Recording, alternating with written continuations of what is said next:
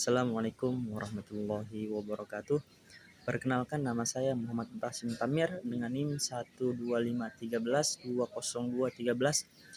dari Fakultas Dakwah dan Ilmu Komunikasi dengan Prodi Manajemen Dakwah. Baik, kali ini saya akan menjelaskan ciri-ciri proses terjadinya interaksi sosial.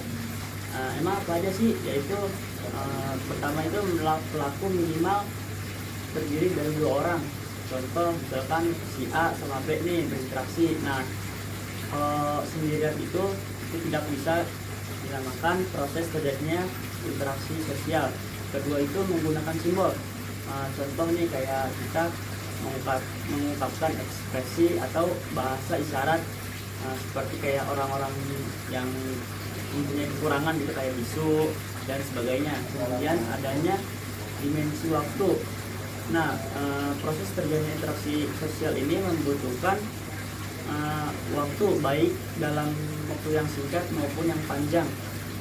Kemudian yang terakhir itu memiliki tujuan. Nah, memiliki tujuan ini kita itu ketika proses terjadinya interaksi sosial itu kita harus mempunyai tujuan.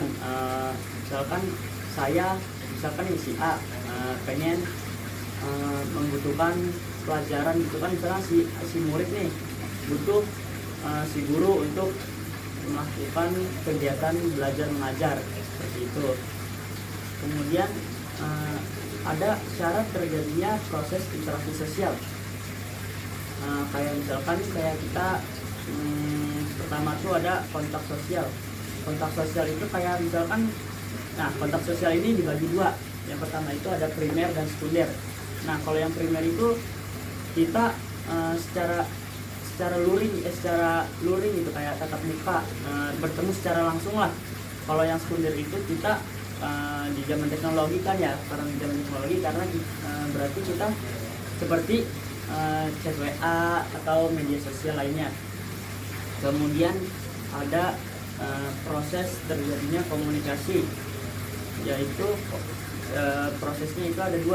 Satu itu yang verbal menggunakan kata-kata baik lisan maupun tulisan. Kemudian yang non verbal itu menggunakan gerak atau ekspresi wajah seperti yang dijelaskan di atas.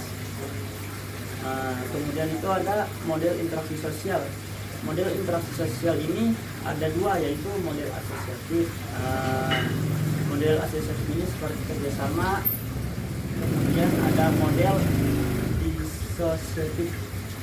Nah, disosiatif ini itu mengarah kepada perbedaan, kayak sisi negatifnya kayak sisi negatif terjadinya proses terjadinya interaksi sosial kayak perpecahan atau kita bukan debat sih, kayak caci maki gitu, kayak adu mulut, itu juga pertengkaran lah.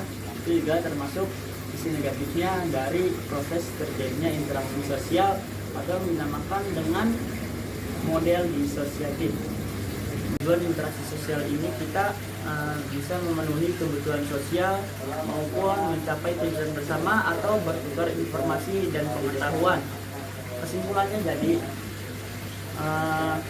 proses terjadi interaksi sosial ini sangat penting karena kita sesama makhluk sosial gitu kan, manusia makhluk sosial, jadi mempunyai tujuan yang sama atau silaturahmi itu juga termasuk kan ya. Itu dari saya. Assalamualaikum warahmatullahi wabarakatuh.